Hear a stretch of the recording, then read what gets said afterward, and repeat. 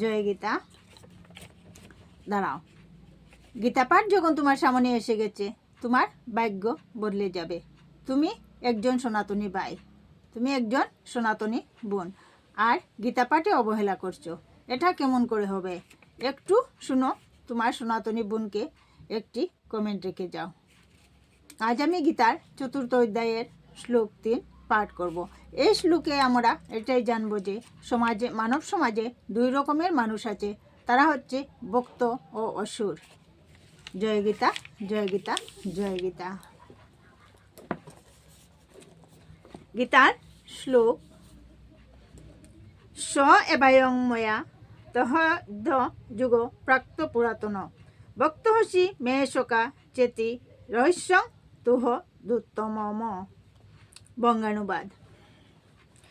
এই সনাতন যুগ আজ আমি তোমাকে বললাম, কারণ তুমি আমার ভক্ত ও শোকা, এবং তাই তুমি এই বিজ্ঞানের অতি দৃঢ় রহস্য হৃদয় সঙ্গম করতে পারবে। তাৎপর্য: মানব সমাজে 2 রকমের মানুষ আছে। তারা হচ্ছেন ভক্ত ও অসুর।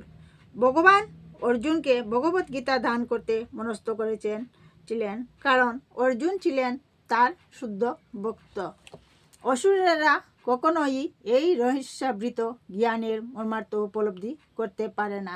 এই মহৎ শাস্ত্র ভগবত গীতার বহু সংস্কার আছে। তাদের মধ্যে কোনটি ভক্তের মন্তব্য সম্বন্ধিত আর কোনটি অসুরের মন্তব্য সম্বন্ধিত। ভক্তের মন্তব্য সম্বন্ধিত ভগবত গীতা পড়লে অনায়াসে গীতার যথাযথ অর্থ উপলব্ধি করা যায়, এবং তার ফলে ভগবানের মহত্ব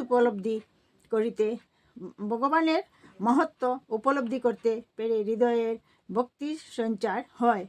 কিন্তু অসুরের মন্তব্য পড়লে কোনোই কাজ হয় না, উপরোক্ত সর্বনাশ হয়।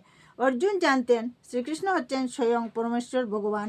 তাই অর্জুনের পদাঙ্ক অনুসরণ করে ভগবান শ্রীকৃষ্ণকে সর্বকারণের কারণ পরমেশ্বর ভগবান বলে মেনে নিয়ে ভগবত গীতাকে হৃদয় সঙ্গম করলেই এই পরম বিজ্ঞানের প্রতি যথাযথ শ্রদ্ধা অর্পণ করা হয়।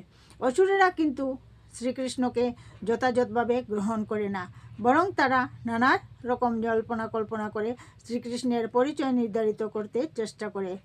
তারা ভগবানের নানা রকম পরিচয় ও খুঁজে বের করে।